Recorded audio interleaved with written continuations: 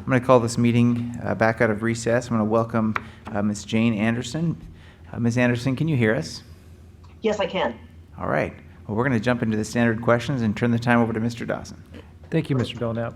Ms. Andersen, I'm going to ask you 5 standard questions that the panel has requested each applicant respond to.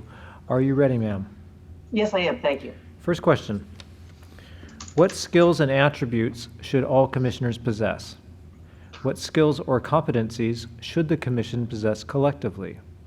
Of the skills, attributes, and competencies that each commissioner should possess, which do you possess? In summary, how will you contribute to the success of the commission? Good morning, and thank you for giving me the opportunity to speak with you today. This question is basically what makes a good commissioner. Now, each commissioner must come to this job realizing how incredibly important this task is, how difficult it's going to be at times, and how much work it's going to take.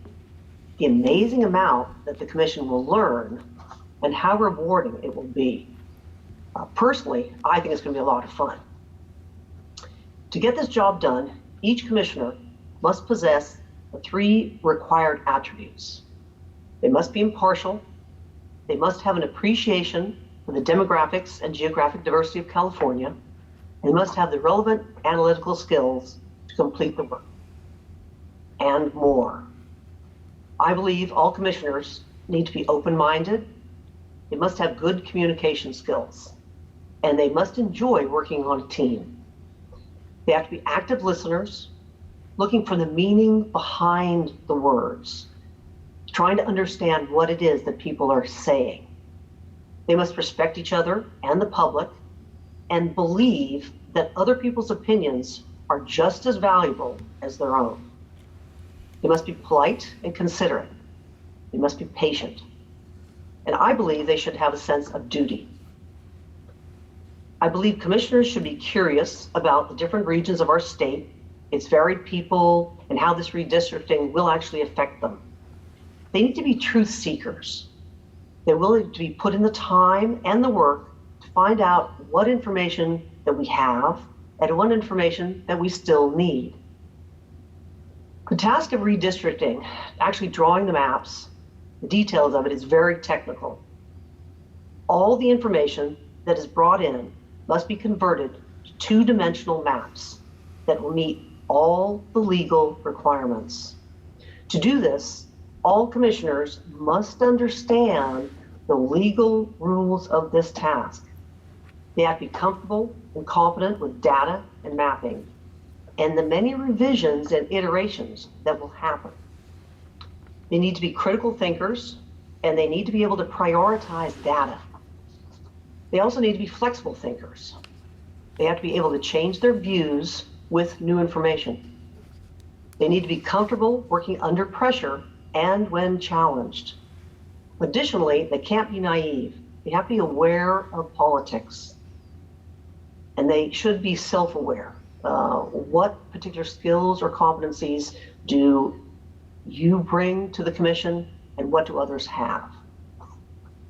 Collectively, I believe the commission as a group needs to have the administrative skills to hire like staff, experts, scheduling meetings, public communications, and execute the commission's plans.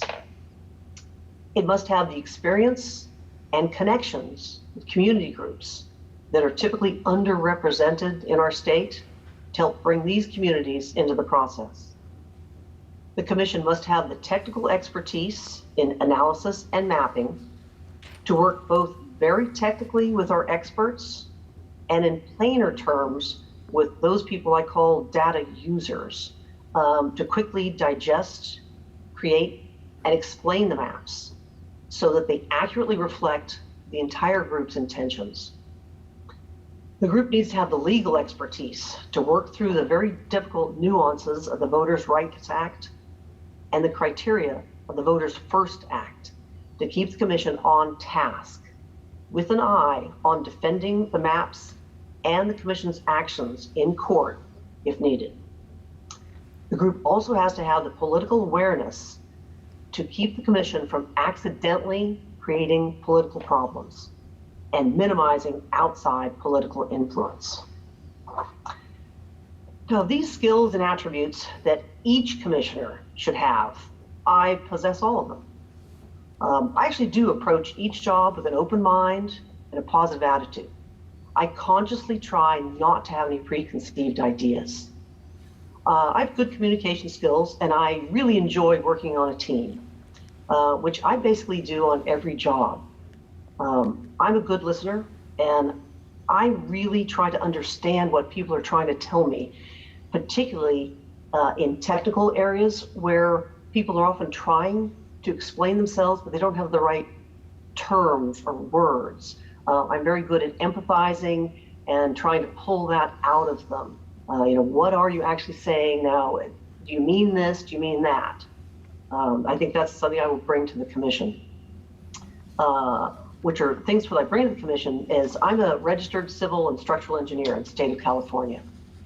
So what I typically do in all my work is I take information, ideas, three-dimensional things, sort out what's important, what isn't important, and make them into two-dimensional drawings, construction documents. This is virtually what the commission will be doing. We're going to be taking lots of information and making it on a two-dimensional drawing. I'm very good at spatial relations. I can quickly see how drawing a line here, drawing a line there, is going to affect the rest of what the work is doing. If we make a change over here, now it immediately affects what we did 3 sections over.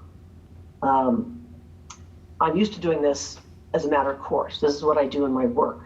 While I've used to work with new construction a bit, I primarily worked on existing structures, alterations, seismic retrofits, and failure investigations and repair. You typically, in that, you figure out what is there, best of your ability, and then you make a design based on that, knowing that as construction starts, what we find is going to be different, and you will have to make changes on it.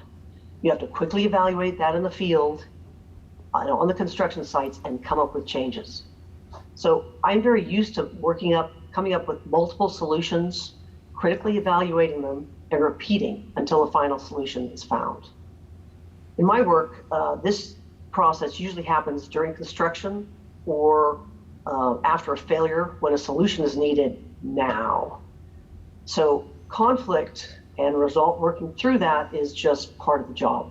I expect that to happen, and it's not something I shy away from. You work through that as a team. That's just what you do. With this experience of multiple reiterations under pressure, I think I can help the commission work through this same process with the maps more faster and more productively. Additionally, structural work must conform to building codes and local ordinances, and it's then reviewed for compliance with all these codes. And now, as you probably realize, building codes are legal documents, and while many designers use building codes, I have extensive experience in writing the building codes. As members of the Structural Engineers Association, which I've been on the board of directors of, and American Society of Civil Engineers, we actually write the building codes for anything structural, forces, and that become legal documents. So this perspective will be very useful in keeping the commission following the details of the legal requirements as it pertains to the technical aspects. My experience in investigating and repairing structural failures has taught me to always look at the bigger picture before you take action and follow the effects on that action on the whole rest of the system to make sure we're not doing damage elsewhere. I believe this mindset will help the commission to consider multiple solutions faster and prevent mistakes. Thank you. Question 2. Work on the commission requires members of different political backgrounds to work together. Since the 2010 commission was selected and formed, the American political conversation has become increasingly polarized, whether in the press, on social media, and even in our own families.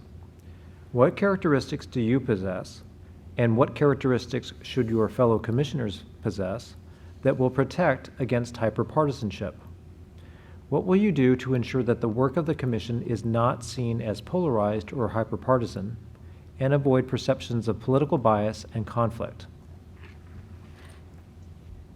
Hyperpartisanship is all too common today, and it breeds distrust and hopelessness in our democracy. This is one of the reasons I think it's so important for the Commission to do its work in an open, inclusive, and non-political manner. The commissioners must be polite and respectful of each other. They have to have open minds and really want to work together. They cannot have a political agenda, and they need to be able to leave whatever politics you have at the door. One of the rules of the Voters First Act is that politics cannot be used as a criteria in redistricting. When the group needs to consider a political implication of any of its actions, we should be objective as possible. We have to talk very civilly when politics comes up. And I believe all political discussions, if they are needed or happen to come up, we need to be very civil and objective. Also, that if discussions get too political, the group should address it right away. Like, this is not the time and place for that. You know, we can talk politics after we're done. And additionally,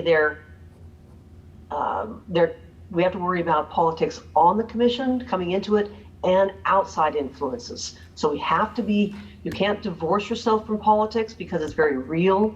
I did really read the Politico article about how the commission, the 2010 commission, was influenced. And we have to be aware of that to avoid it. As a group, we should get them to stay on task. I believe humor is always something I use to keep people in tense situations, very technical. They lighten it up. Brevity, start the task again. We have more in common than we do apart, and we have one shared goal. We're all working on this together. You can deal with politics later. Let's, I want the group to come to a consensus. If someone has a concern, it should never be belittled. It needs to be explored. We need to find out what that concern is. And I believe the commission should actually behave as the applicant panel has done. You are all different politics from political parties, and you're working together seamlessly. That's what the commission needs to do. To make sure that the group is not seen as polarized or hyperpartisan, the first thing I would do is try to get to know each other. It's harder to put someone in a buttonhole and say they're a Republican, they're a Democrat, they think this, if you know the person. As again, we have more in common than we do separate, and I think getting together, finding out what we share is one of the first steps. We should also go over the reports of the 2010 Commission, particularly the ideas they have about being manipulated, and address what we think about that. The other idea that I believe would really help avoid partisanship is to have the technical and the legal expertise in all three political divisions. If the people in the group that are sort of leading the legal interpretations and mapping the proposals are from different political groups, when those technical experts, or those ones who have stronger skills in those areas, when they agree, the other commissioners won't necessarily feel that they're being, that's coming from a political point of view. Also, all tasks that are seeking and contacting the communities of interest and underrepresented groups should be represented by all three political divisions to both maximize the camaraderie and participation. Throughout this whole process, I would try to work to keep the group together, on task, and with a positive attitude. Thank you. Question 3. Quick time check. We have 15 minutes, 25 seconds. Thank you. Question 3. What is the greatest problem the Commission could encounter And what actions would you take to avoid or respond to this problem? I see two problems. One, we sort of addressed the issue of whether it's political, coming from internally in the group, or from external pressure.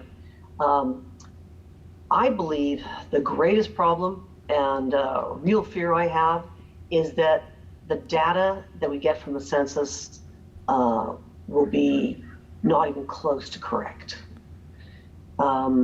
We already know that California is typically under counts, and we're in danger of possibly losing this representative. This is the first time this census is also going online. And with that, just as trying to connect in today, people who are very good at, are very comfortable with online work.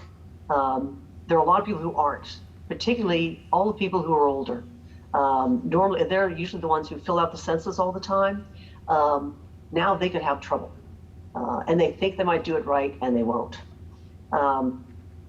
As an engineer, one of the first things I do on a job is I collect the information that I need, and I check and verify anything that's given to me. How valid is this? So when I first approached this group, I thought, well, okay, what's the census data made of? How does it get there? And I got involved in my county, and I live in Alameda County. So I first sort of got involved with looking into it, and it turns out that all the county supervisors are all over this matter.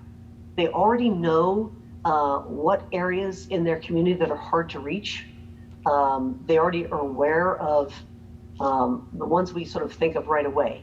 The homeless people, I live in Berkeley, and so college students are notoriously hard to count. They all think, oh, I either come here from out of state, so I don't do that. I would do that back home. But the emergency services that you need are here. And so that's a particular group. And I already mentioned the older people who are hard to count. Turns out that the county had put together groups to specifically deal with this. And they went out into the communities and had town meetings to say, hey, what are other people that we might, or other groups that you think we might miss? And took all that into consideration and put plans together. I was involved in part of that. I'm a census ambassador. And I was assigned to work at libraries and things like this. There was also a thing called Sabbath Sunday, where they're going to have all the churches bring your census in, and we'll have people there to help you. And then the coronavirus hit, and all of that has stopped. Now what it turns out to, as I said, I'm a census ambassador, we're down to phone banks. And you know how that's not working. They put special plans together to deal with the homeless as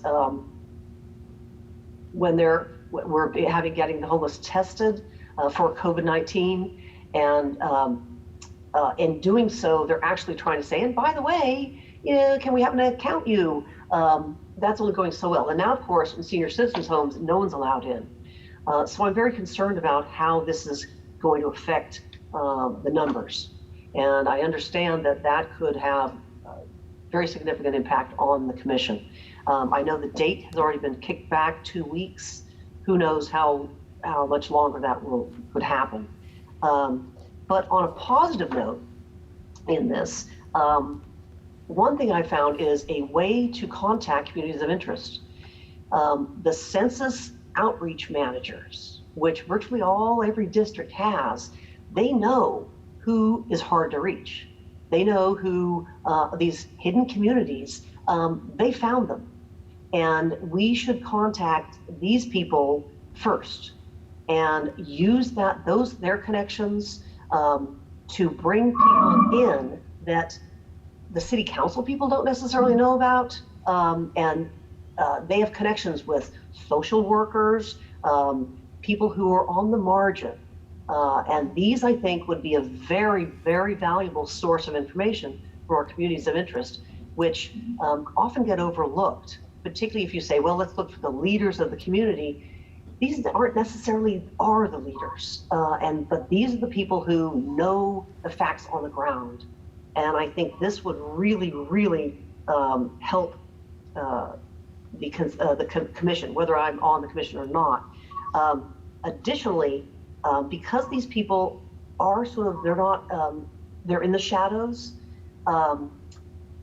we might have to think of different types of meetings.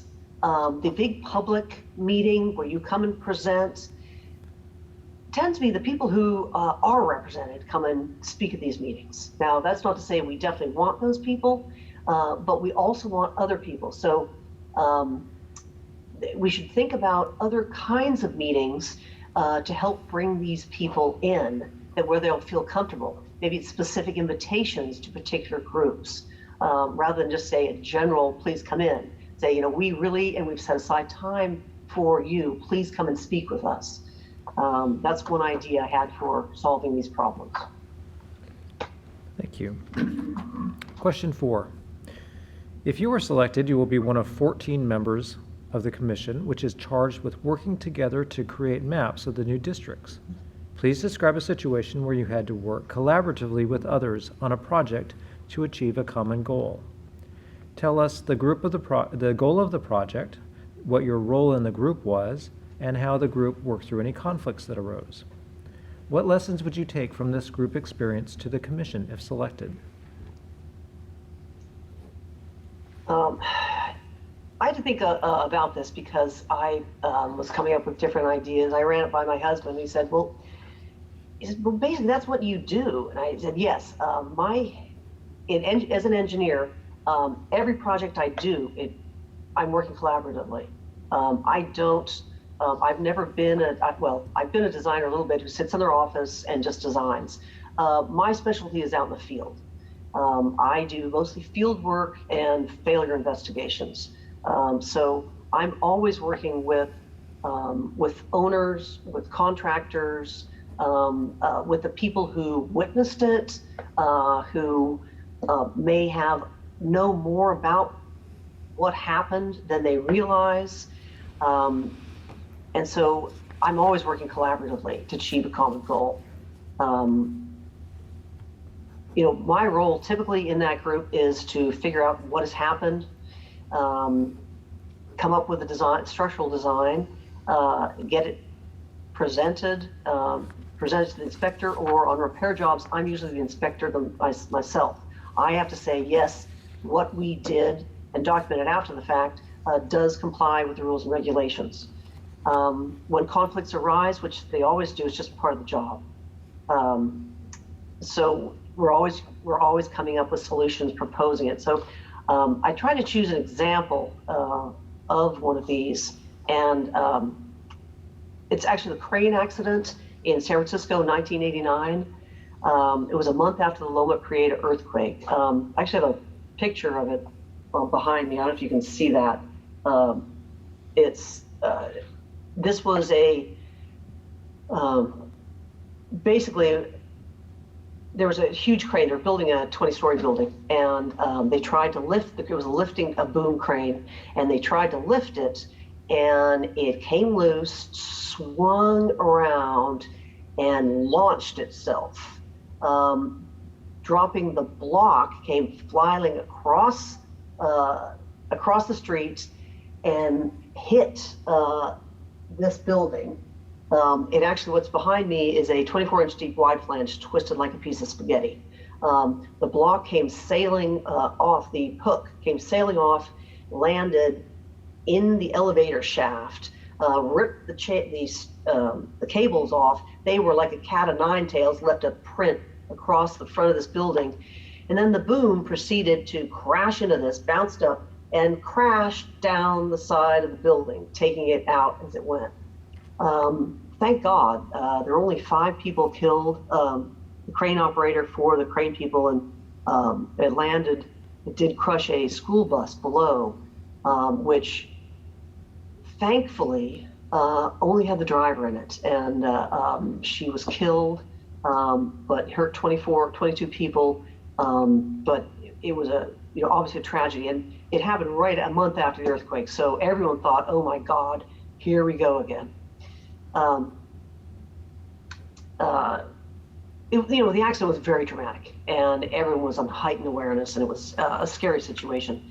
I was called in. I had actually looked at this building right after the earthquake to evaluate it, and it did really well. The steel frame had a reinforced concrete core, had no damage. So the owner, the building manager, called me up and said, "Hey, please come and help us." So I zipped over there and actually was clearing off desks because the firefighters were coming through and knocking all the glass out of the remaining open areas of the building so it wouldn't fall on people below them. And so I was right there, and I was able to talk to witnesses. Obviously, it was pretty obvious what happened. And the repair is pretty straightforward. You replace in kind. When it was a very old building, it was all riveted, so you had to come up with different connections. It's more standard. What the conflict that happened, though, which we ran into, is actually you have 4 minutes remaining. Oh, sorry. Is trying to put it together on the panels themselves, the exterior panels. What was there, you couldn't do anymore. It doesn't meet code today, so we had to come up with something. And there've been some conflicts on it, and on this, the contractor said, well, what am I going to do? And I just said, okay, look, this is what I need. We've got to make it safe. This is what we have. What do you think? And the two of us worked together in the field, drawing up sketches, coming up with plans. And I said, great, let's try that. It kind of had to be adjusted once they put it in place, but it worked. And to bring to the commission about that, the best jobs happen when you're open and honest. As a group, you need to prioritize the requirements that you need, so you consider all information in a sequential order, addressing the most important things first. You're going to have a lot of authority. As an engineer, I have that. You have to be very careful with that authority. What you do affects others, and that's a responsibility that is true of the commission. And we have to be very careful about what we're doing and how it's going to affect Californians. Thank you. Sorry, I went on too long here. Madam Secretary, how much time do we have left? 2 minutes, 30 seconds remaining. All right, thank you. Question 5. A considerable amount of the Commission's work will involve meeting with people from all over California who come from very different backgrounds and a wide variety of perspectives. If you are selected as a Commissioner, what skills and attributes will make you effective at interacting with people from different backgrounds and who have a variety of perspectives? What experiences have you had that will help you be effective at understanding and appreciating people and communities of different backgrounds and who have a variety of perspectives? I'm going to go through this quickly. As a skills, I'm a people person. I really enjoy meeting and talking to people that are different than me. I often seek them out because I'm interested. I'm actually genuinely interested in other people.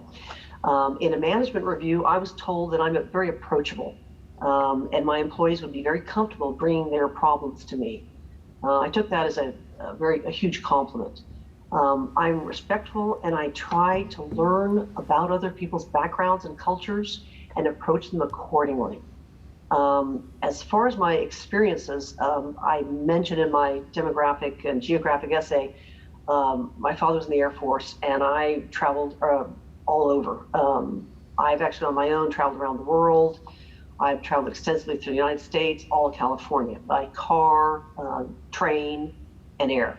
I met a lot of different people with different cultural backgrounds. One thing that I think would give me a different perspective is I've often been the outsider. I was an American starting school in England, in almost a British convent. 45 seconds remaining. I was the British kid who went to school in Oklahoma. I was the Oklahoman up at college. I was at my college had only allowed women in shortly after I got there, and I was a woman in engineering. I can relate to people who feel apart. Um, I've used this experience to talk to people who are reticent and quiet, and I am often told ideas that people don't feel comfortable bringing forward. I am usually the messenger if I try to encourage them, but then I'm often the messenger who brings these quiet ideas to the forefront. That is I've 30 actually minutes. been the representative. All right. So I feel that I'm sorry, I'm that's going one to thing have I would to bring. go take this time now to go to panel questions. Each panel member will have 20 minutes to ask his or her questions. We'll start with the chair, Mr. Belknap. So, Ms. Anderson, where you were answering question 5, what I'd like to do is use some of my time to have you finish that answer, because that was where I wanted to go from the beginning of my questions anyway. So please finish the rest of question 5 if you had more to say. Okay. Well, I was going to go into, I've sort of been an outsider. The woman in engineering. That's been me. I'm usually the only woman in the room. That's very often. And I've been the professional bringing information to working with other professionals, which is one experience. I've also been the professional who's out, like on failures. I'm working with the public. What did you see? How did you see this? I've had to be the person talking to people who get information out of them who they don't even know they have. But then I've also, end up stepping back and basically staying at home. And I've been then the person who brings my professional experience to people who have no idea about the built environment and taught them how to manage through that. I did that, and one of the essays was about the play yards, which it's preschools, which I got into helping at preschools. And then I've been the person who, you're not supposed to tell us what to do. You're supposed to sit there and listen to what we say. And that perspective is very different. And that's one that I think I would make the commission aware of. All too often, I have relatives in the gold country in Sacramento, and they often go, yeah, you guys from, the big cities always want to come and tell us what to do. And that's something we have to be very sensitive of. And that's a perspective that I think I would bring to the group. I've met many people in different environments, and as building codes are different for different parts of the country, we need to expect that what people in different parts of the country, in different parts of the state, what they're going to want and what they're looking for in representatives, how they want to be approached, is going to be different. And we need to be very considerate of that, and don't be in the process of, guess what we're doing for you? It's how can we help you? What would you like? Is the perspective that I would like to bring on this. I think I might just end it there if that's, Yes. you can ask them questions. Yeah, I'll ask some questions. So you mentioned in your application and also just now that your father was in the Air Force. You moved around quite a bit. In the early 80s, you received your bachelor's from Notre Dame, and also then went on to get a master's from UC Berkeley in structural engineering. And that's where it looks like your travels ended. I mean, it seems like you stayed in Berkeley. So were you native to California and then moved here to get your master's and then stayed? Can you confirm that for me? Oh, no. I was actually born outside of DC, and we lived there and then went to England. And I started school in England, and we traveled a bit in Europe, and then we ended up going to Oklahoma and lived there for quite a while. But we would always drive, we would take road trips. We'd drive across the country a lot. I ended up going to high school in Oklahoma, and then went up to Notre Dame. So I didn't come out. I visited California because I said I have my grandmother, I have an aunt who lived in Lincoln, who moved out, married someone, moved out here, and moved out. And then one by one, my grandmother and then her relatives moved to Sacramento. So I have cousins in that area and the gold country. So I came out to California in '75 for a trip. And then didn't come out again until I came out for the master's. But I ended up, despite, because I would travel and we went places all the time, I've lived within 5 miles of that virtually ever since. Now I've traveled around the world. Between that, I took my structural engineering exam, and my husband and I got married like a year before that. And I said, okay, we're not having any children until we travel. And we took off, left jobs, and took all our money and traveled around the world for a year. And then came back and have been here ever since. But we travel to the East Coast, we travel up and down. We've taken road trips, train trips through our state. And I've actually, I was working in engineering. I actually had to I was doing a huge job in LA, so I had to move down there for a couple of months. Mostly travel in terms of, but I hope that explains. So how did these experiences while you were traveling, and I'm not just talking about your adult life, how did these experiences increase your understanding of and appreciation of diversity?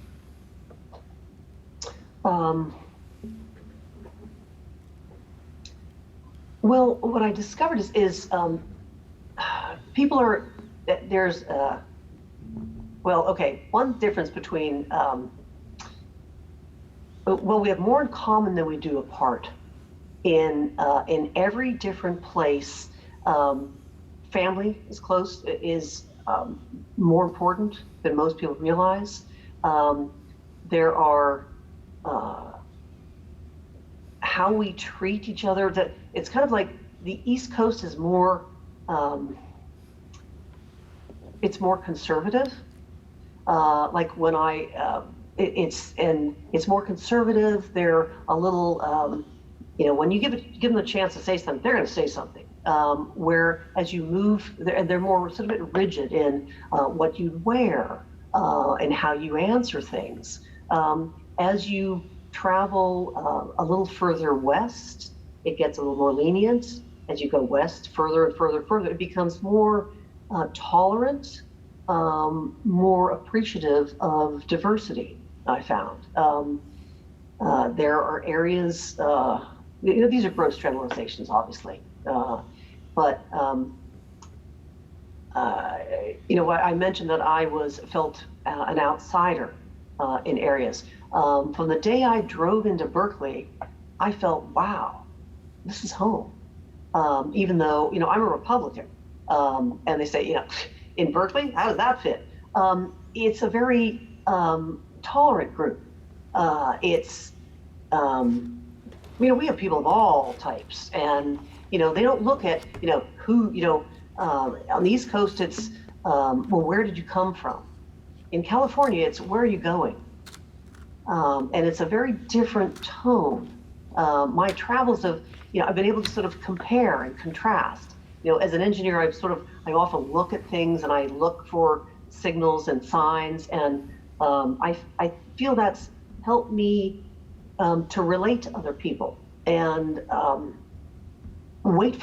also wait for them to say things. Do they want to be approached? I never assume that I know more than they do. It's taught me humility, almost, the traveling. I don't know if that. Okay, thank you.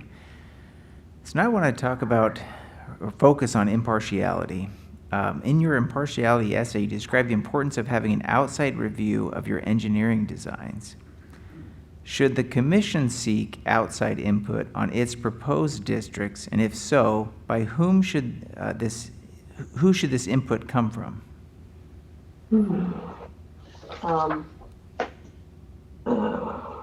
let me just, I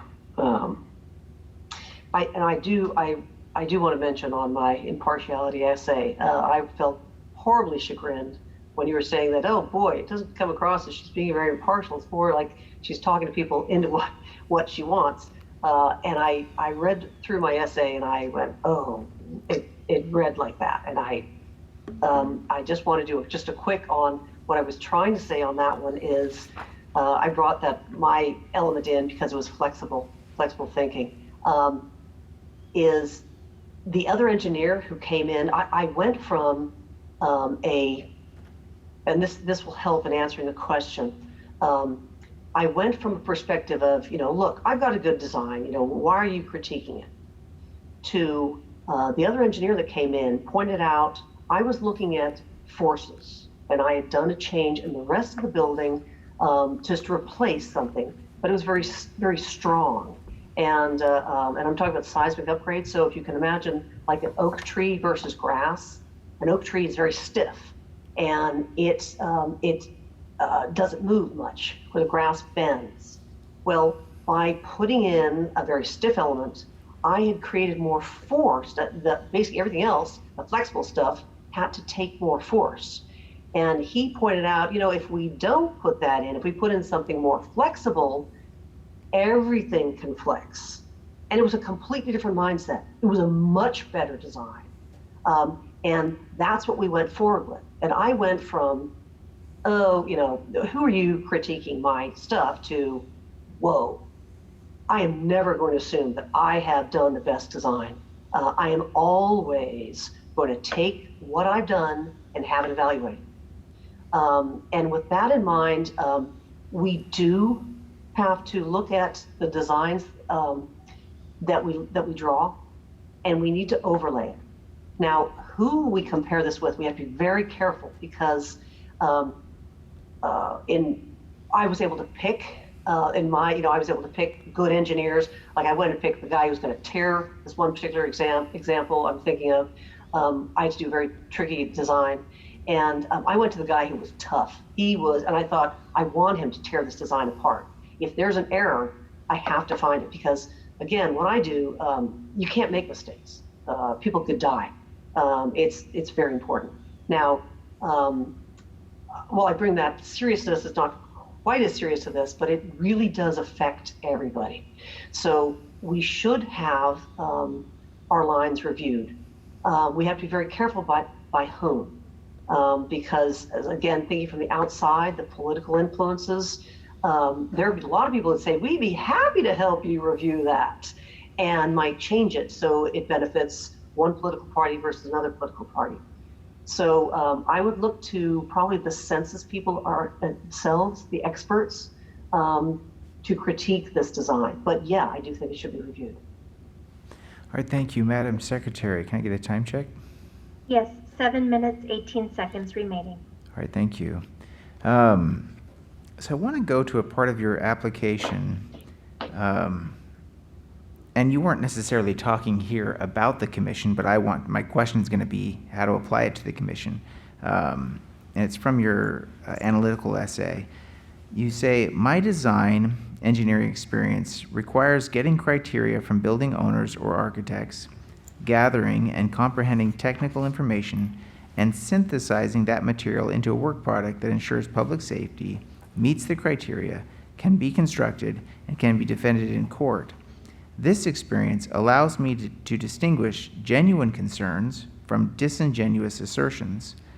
And I think from your testimony today, you're already aware of the concerns from the previous commission. So what I want to know is, as a commissioner, how would you distinguish genuine concerns from disingenuous assertions?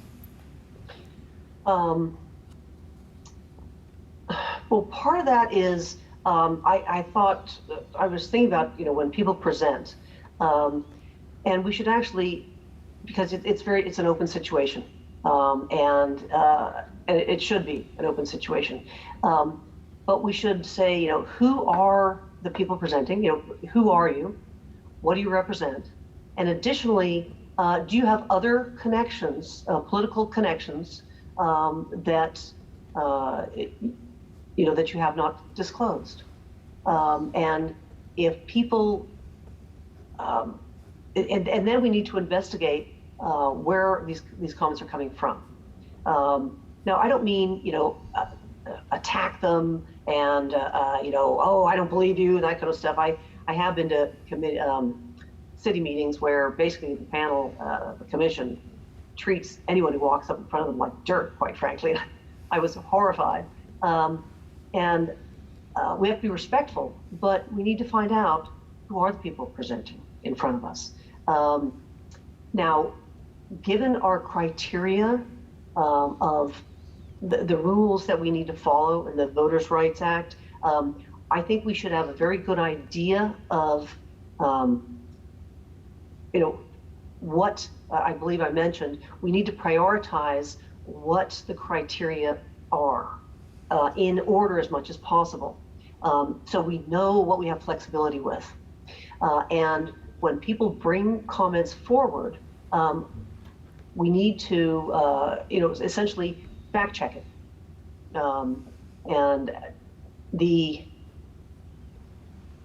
basically there'll be pertinent things. People who bring maps in, I would suggest that chances are they've had a lot of help, and say, who helped you with this?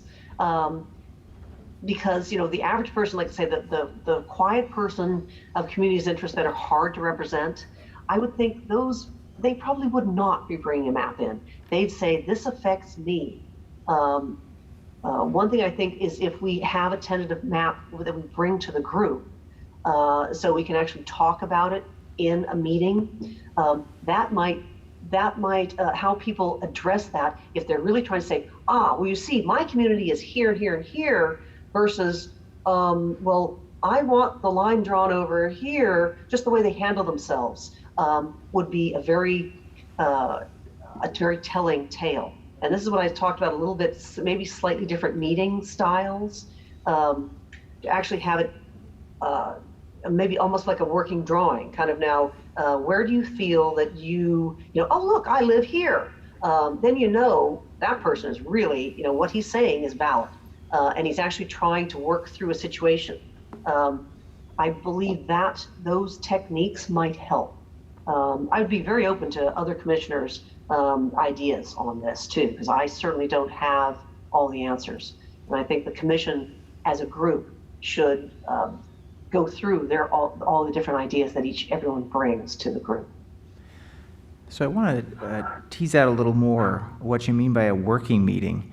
Are you thinking of a meeting where it's not just public hearing, but actually there are maps available Yes. to people in the audience, maps available on the screen? That's what Correct. you're talking about?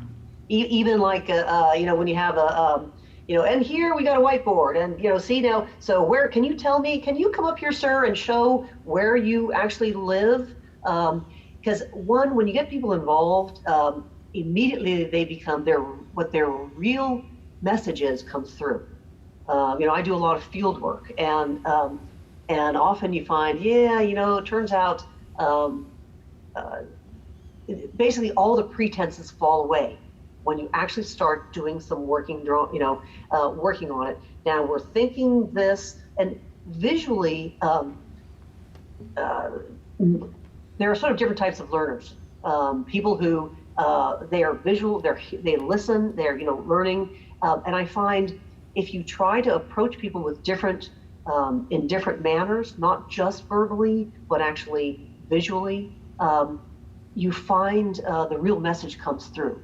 They drop away pretenses, and you get to the truth of the matter. So I think that might actually really help.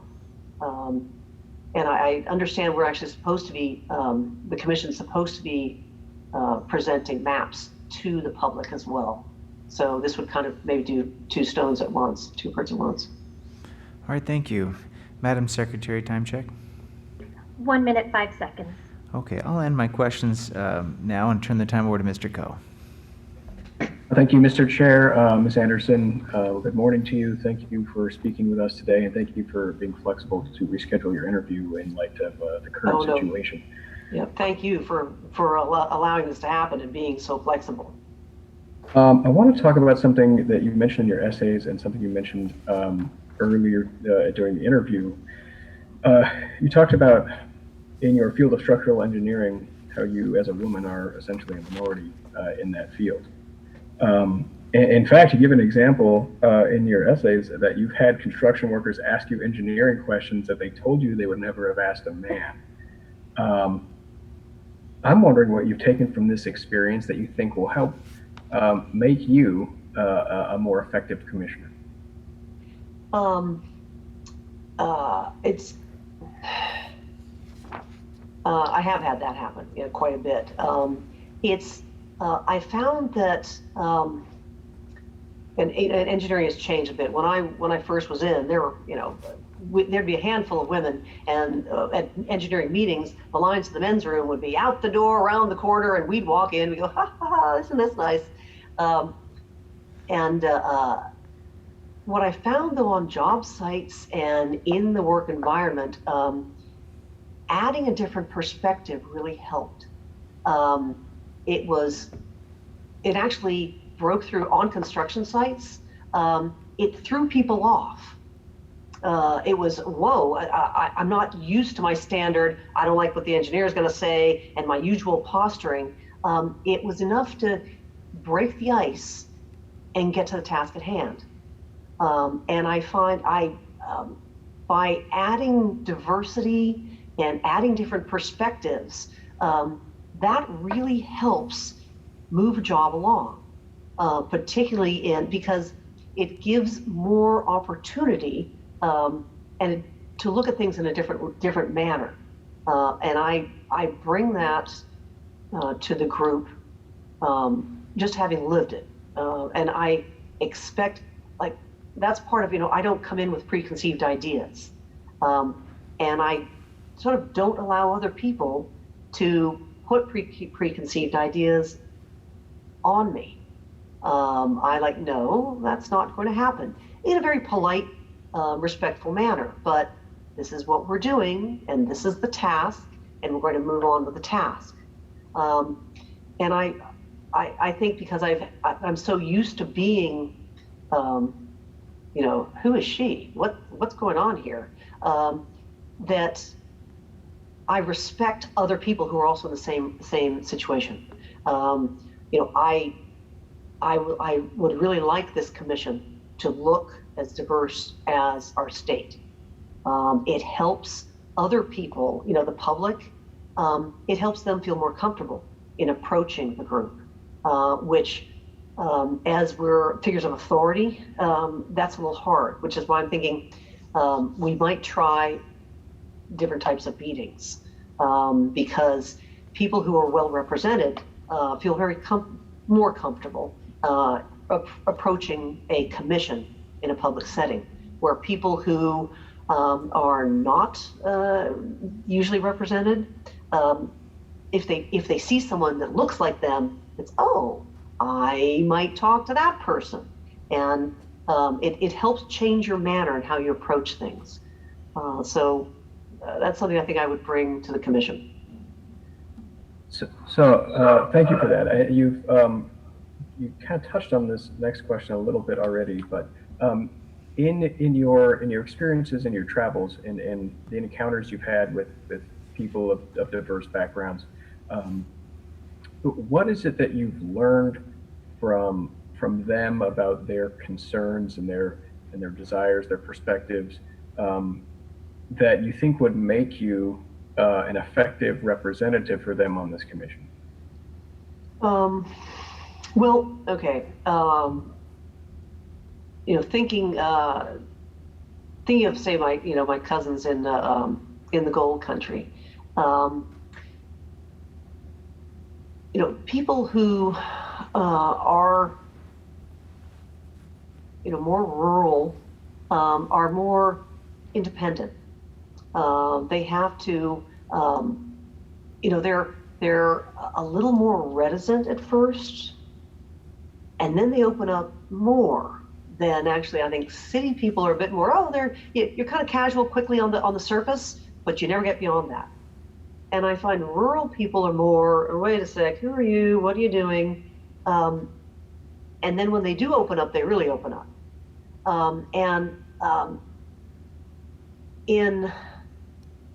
They have a very different community, and their concerns are, how would you say this? Their concerns are, they distrust the government initially.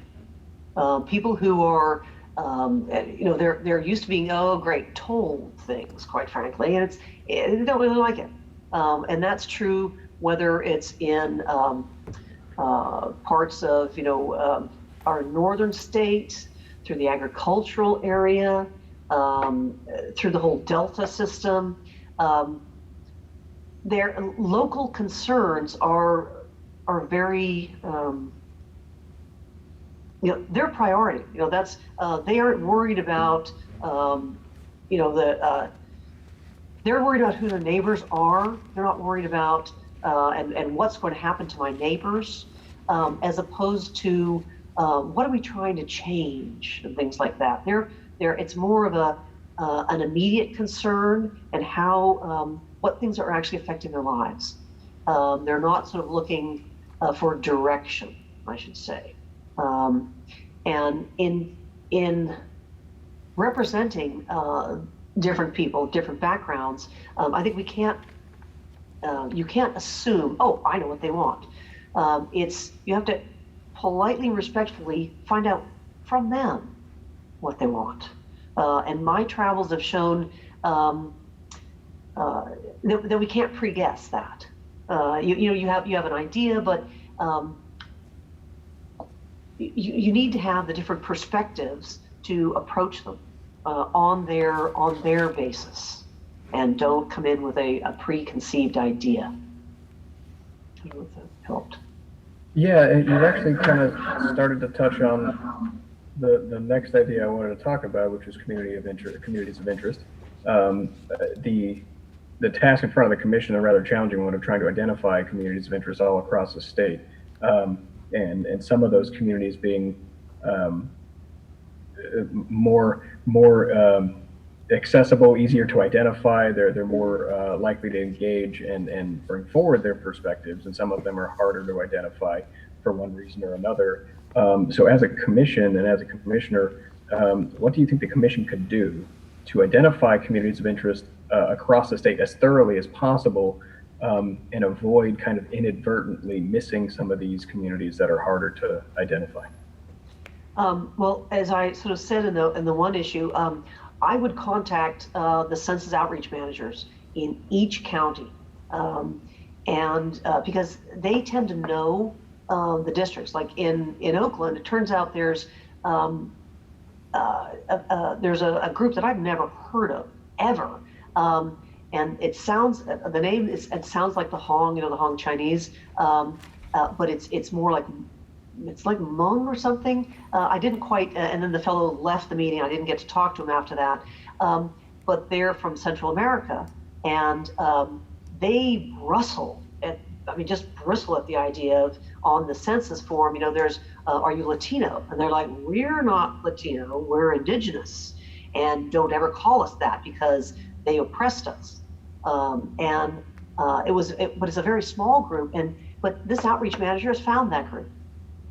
And she had made contacts with people who virtually everyone in the room kind of went, wow, I had never heard of that. And in diverse cities, Oakland, that's unusual because you have virtually every other group represented. So I would go in each county, I'd look for those outreach managers first. Because they're trying to count everyone in their county who is hard to count. Now, I know we would also use, you talk to, I've heard people say, try and talk to like the school districts, but not necessarily, basically we need to go to, not just say, oh, I'll go to the city mayor or that sort of stuff. They're politically connected already. And while they might know, I think we need to look for other sources, at people who talk to the social workers, and where are cases coming from that might not, and then find out who those contacts are. I know this is not. I know there are people on the commission who apply to the commission have much stronger skills in this area, and I would I'd throw different ideas out. I would be happy to be. I'd love to be one of the foot soldiers trying to do some of this, but I would really look for other people's ideas on this as well. So those are a couple of things I thought. Thank you. So even if you're successful in finding all the groups, some groups are less comfortable engaging, coming forward, sharing their perspectives, and that could be for a number of different reasons that they're comfortable engaging the government or government bodies like this. But since getting as many perspectives as possible is important for the commission to be able to do their job in the best way. How do you think the commission could make these types of communities, these groups, feel comfortable to come forward, share their perspective in order to better inform the commission? Well, I know that we have to follow the Bagley-Keene Act in what we do, but I would think trying to actually approach the people in this group, not necessarily like in a small setting as we can, legally that we can, to ask them, how can we help you? Is there another type of way you would like to speak with us, to give us information? Whether whatever that might be, and see, how they feel. Can we, what are your concerns? We need to. I think the commission can't just go, okay, here are our meetings. This is come and talk to us. We have to go out and find these groups and ask, how can we get you to talk to us? What can we do for? We are trying to draw maps, and we really like to do this for you, which is one thing I believe we need to come across as. We're not trying to take information from them. We want to make sure that you are considered. Your input is very valuable and very needed. And I think that different perspective, different angle is what we really need to do in possibly smaller groups. So it's not as daunting. It doesn't seem like I don't want to come and talk to, and particularly some areas where they feel like they might get in trouble for doing things like that. And so we have to be very culturally aware, whether even sometimes it's like, okay, we can't send the women to that particular group because the men do the talking. We have to be sensitive to what the cultural aspects of particular groups are as we approach them. Thank you. If you were to be appointed to the commission, what part of that role of commissioner do you think you would enjoy the most, and what part of the role of commissioner do you think might cause you to struggle a little bit? I like talking to people. I would really enjoy, meeting the people in the state.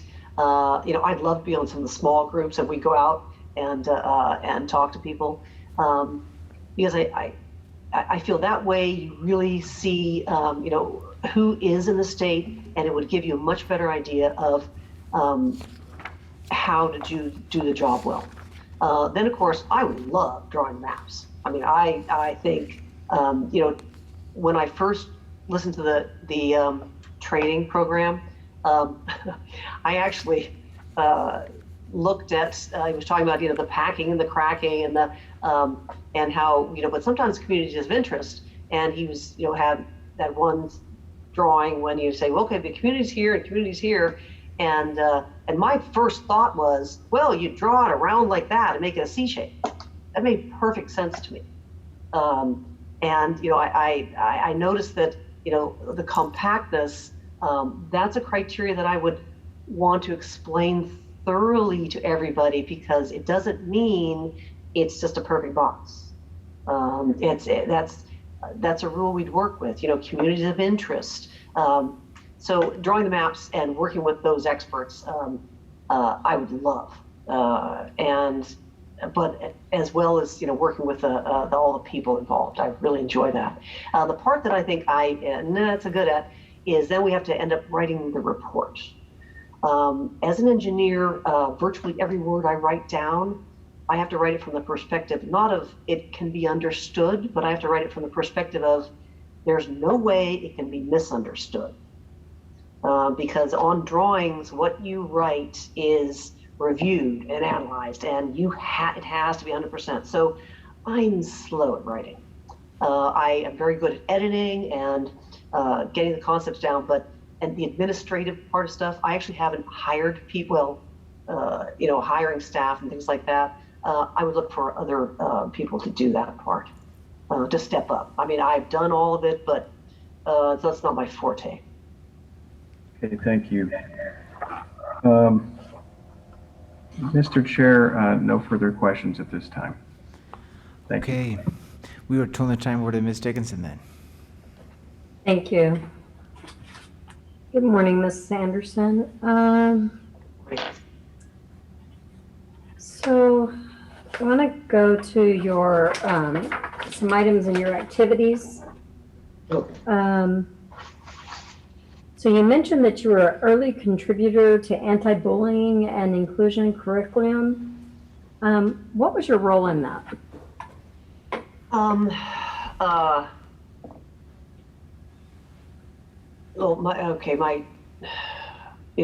often talk about biases and things, and I didn't think I really had many until my children went to this preschool, and they actually teach anti-bias.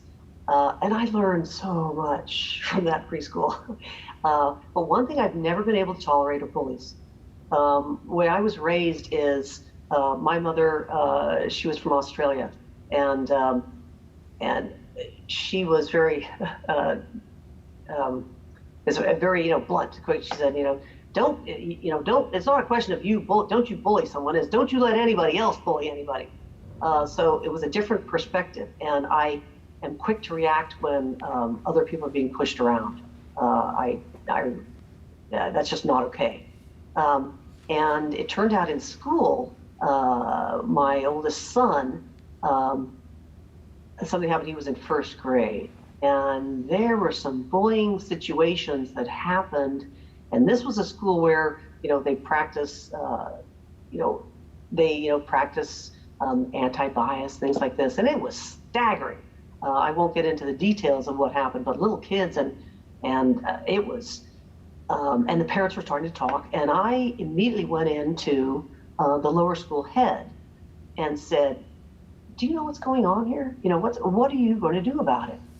And I've often been the person who would pop in and say, this is what's going on. And she said, it has been a very long time since we've had, first of all, she said, right, I'm going to talk to parents, I'm going to do this about the situation. And she said, but it has been a very long time since we've actually had anti-bullying training in the faculty. And I think it's time to revise all of that.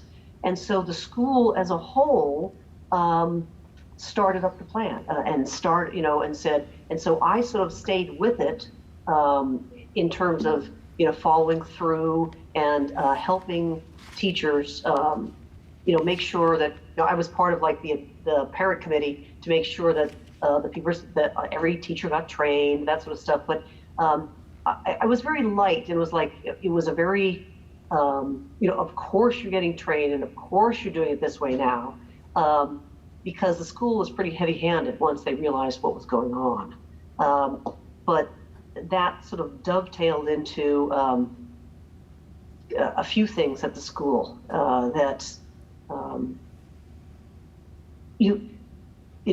bullying and prejudice things can creep in if you don't stay up with the training and keep it going. There was I could go into another example of that if you want, but I sort of answered the questions. Sorry.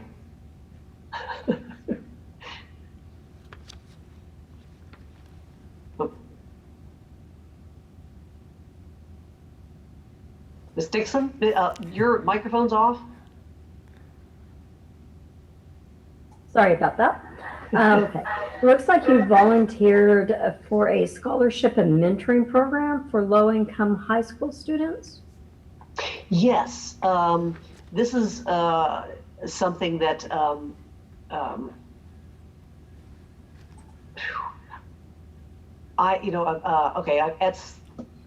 this is at Berkeley High. There are a lot of students who come to the school, and no one in their family has gone to college, and this is a program that it not only gives money. The students have to fill out applications, have to apply, and the school gives this group gives money to the students, but not just here's a scholarship to go to college.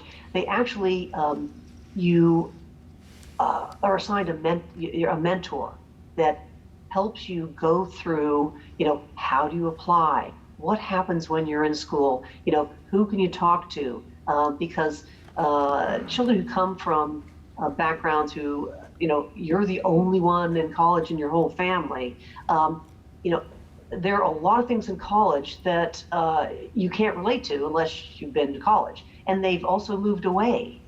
So this is a mentoring program that follows the children all the way through the 4 years of undergrad, and it's an amazing program. We've only gotten into that recently, so I haven't personally had haven't been assigned a student. But I don't have personal experience with that.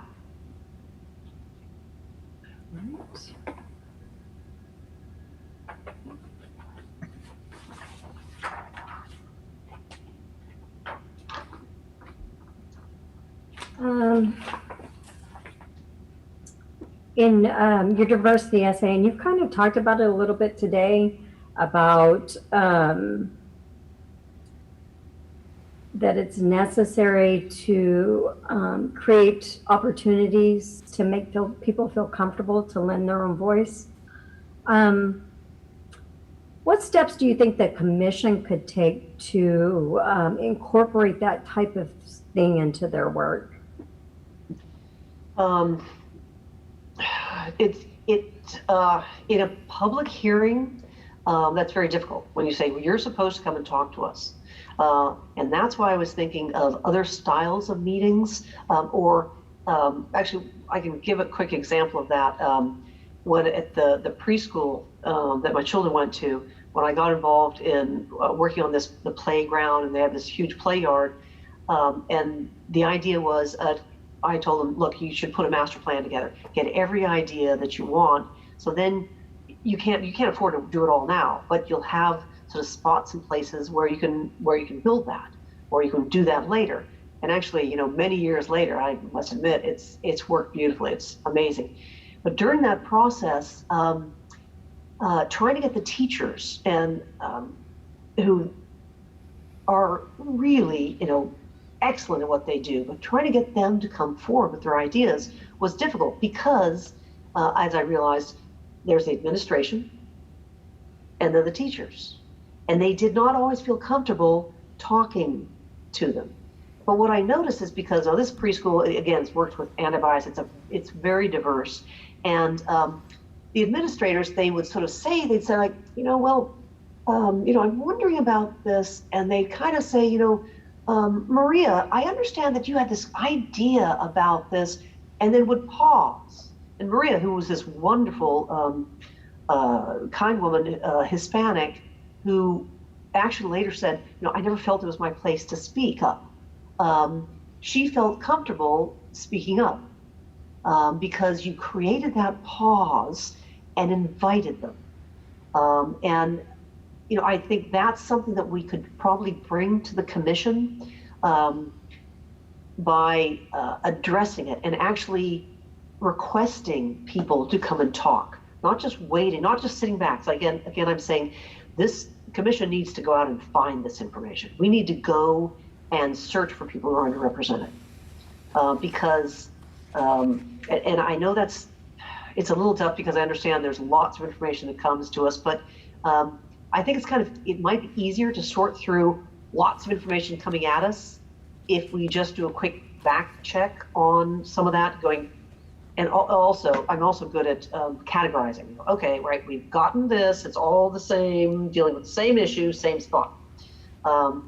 This is different. And I think trying to approach people and be creative in how we get them to come to the meeting is what we need to do. It's what I try to. That's what I would try if I was on the commission, trying to get the commission to do.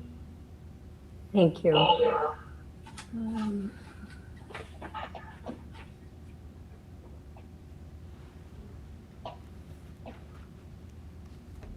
Just looking at my notes, many of my questions get asked when I'm asked.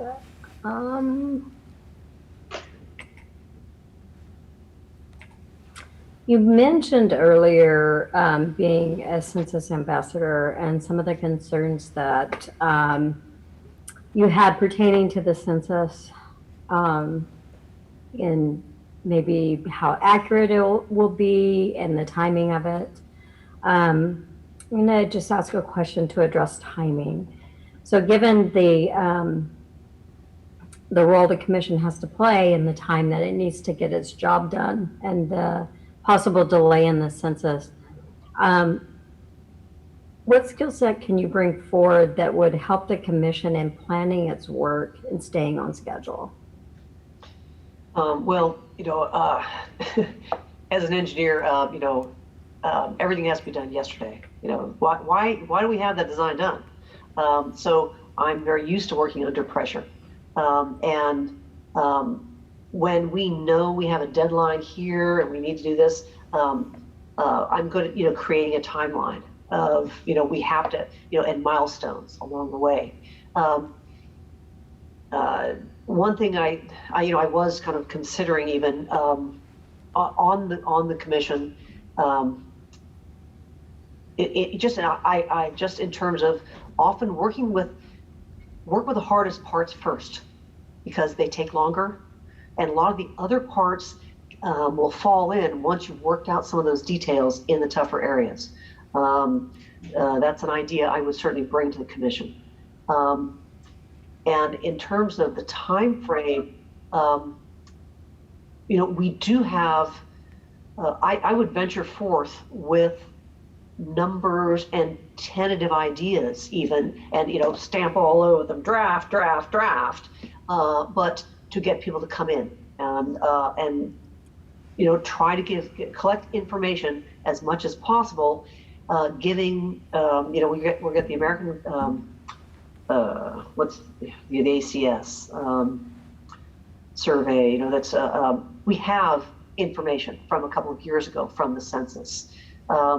And if we just did kind of rough things with that information, just to kind of ballpark stuff, to try to get, as the commission itself, to try to work through the whole process of, this is how we actually apply those rules to it. Because often, I think, when you list things, that's nice, but until you actually start doing some of the work, you don't realize how much you need to work on it. So I would sort of try to get us to essentially jump right in as soon as possible, knowing that we're going to change these maps later, and they will change. And that's one thing I believe everyone on the commission must realize. They have to be comfortable with the idea that we'll be making revisions. This is not going to be, we make a map, done. That's not going to happen. This will be modifying, adjusting, modifying, adjusting. It's kind of like, when you're working on a puzzle, only until the last piece is in are you done. Thank you. So if you were selected as one of the first 8 commissioners who are all selected randomly, you would be tasked with selecting the remaining 6. What would you be looking for in those remaining 6 commissioners? Well, first of all, if I was one of those 8 commissioners, I'd be like, yes! I'd be very excited. And then I would say, okay, who are we? What do we look like? Where are we from? What skills do we have? What do we need now? What do we need? And hopefully there's still, I know there's a possibility that there might be just a total of 36 left. And so we have to be very careful of, okay, we have, and make kind of like a whole, again, like a picture puzzle. We have this category here, we've got one of those, we've got one of those. I would like to see skill sets spread over the whole group. But we need as much diversity in geography and ethnicity as possible, also gender, because we have to look like California as much as possible, but we have to be able to do the job. So there will be some trade-offs, like it or not, there will be trade-offs. But I think we need to be able to get the job done, and we need to be able to work together too. So I would hope that if I was one of those 8, we could use all the information that you 3 have been going through, these interviews, to review who the people are that are left and who we can pick to make it a full commission. Thank you. Mr. Chair, I have no further questions. All right, thank you. We'll now turn the time over to Mr. Dawson. Thank you, Mr. Chair. Ms. Anderson, I just wanted to follow up on a couple of your responses to the standard questions. I took your response to the question about hyperpartisanship in that you said you can't be governed by partisan concerns, but you have to be sufficiently politically aware to guard against. I'm sure I kind of lost you there. So the group needs to be politically aware enough to basically understand when they're not being political? Oh, no, I'm sorry. They need to be politically aware to make sure that, if we just say, I want to draw the line over here and I think that works, and say, uh-oh, we've accidentally cut, we've created a political situation. We've kind of played into, excuse me, we sort of played into creating, eliminating political boundary, eliminating not necessarily political seats, because we're not really supposed to consider that. We don't want to create a political conundrum of something that's like, oh, by doing that, you very conveniently have either eliminated a political party, or you've actually kind of, essentially we've done, packing and cracking, essentially, without intentionally doing that. Because that's what I mean. We have to be careful of internally not accidentally doing that. Right. And we need to be aware to evaluate the information that's being presented to us to make sure that we're not going, oh, wow, that map looks good to me, we'll just use it, when it was put together for political purposes. I see. All right, thank you. I wanted to follow up on a response you had about your concern about the census data, particularly in light of the COVID-19 situation. But your concern was a bit lessened because of the response that Alameda County is taking. No, please. No, my initial concern was, wow, what is going to happen? But I was very pleased that, and sort of like this whole group, I'd say it's, how well things in government can work, is that they were all over this issue. Excuse me, I'm not used to talking for this long a time. They had the issue, excuse me. they had the issue well at hand. They hadn't just thrown up their hands, go, I have no idea what to do now. They had excuse me. They had been working on it and had come up with good ideas and were busy instigating, implementing those ideas. And it made me feel very good that eventually we might get, well, actually they did say as part of the ambassador training this last time, is that Alameda County actually is one of the people has the higher responding rates. They're all still low, of course, across the area. I did try to goof around with those, the mapping, but I didn't have the proper sign-in authority, so I couldn't do it to see, how the whole state looked. But I'm pleased to feel that there are people who are really actively working on the situation. It hasn't just gone, too bad. Right, okay, thank you. That answers my question. Mr. Chair, I have no further follow-ups. All right, I also have no further follow-ups. Mr. Coe? No follow-up questions. Ms. Dickinson? No follow-ups. Okay. It's allergy season. Ms. Anderson, with the time remaining, and Madam Secretary, how much time is remaining? 3 minutes, 40 seconds. Okay, thank you. Ms. Anderson, with the time remaining, I'd like to give you the opportunity to make some closing remarks to the panel if you wish. Thank you very much for allowing me to be involved in this whole process. It's been an honor. And I want to thank all of you for your thoughtful and your careful work on this really important job. And I don't mean this lightly. You actually are a shining example of good government. And it really makes me proud to be a Californian with the way you handle this entire process. And I believe, that I offer the experience and perspective of a registered professional engineer representing the built environment, as well as a stay-at-home parent. I'd love to be on this commission and would serve it well. But thank you very much for this opportunity, and please, I hope you and your families are well and stay safe in this crisis. Thank you. And thank you. We're now going to go into recess, and we're going to come back at 1:14 p.m.